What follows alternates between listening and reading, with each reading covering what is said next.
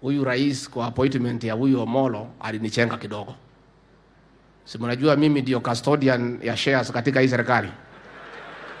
Muko na habari? Sasa rais aliniita akaniambia, wewe kwa hii kuna kijana moja nataka kuchukua pahali, na ile kiti mimi nataka kupea yeye, usilete ile list yako ya shares kwa sababu ataanguka. Hii nikubalie tu tafadhali, because sisi ni marafiki. For this one, don't apply that formula because he will not make it. But I want to promise you that he is a good man, na wewe mwenyewe na Wakenya watakuja kufurahia.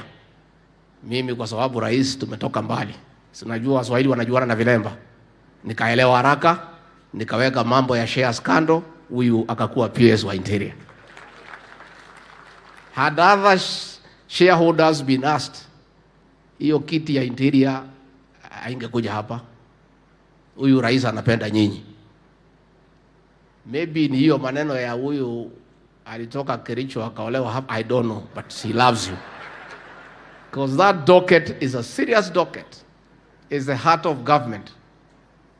And I also want to confirm the PS and the CS, Professor Kindiki, they have a good working chemistry. And that is why we are making progress. When Kindiki is far away, Omolo takes charge of Harambee House, and he takes care of all of us. And we really want to say we are very appreciative. Bora tu, hata wewe Dr. Omolo kuna pahali unanihangaisha kidogo.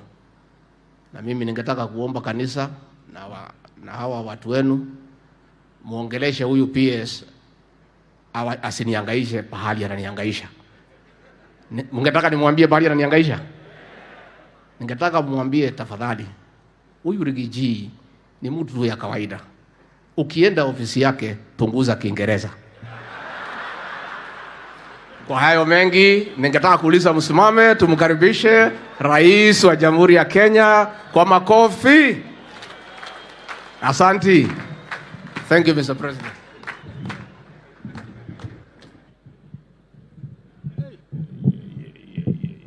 Yeah.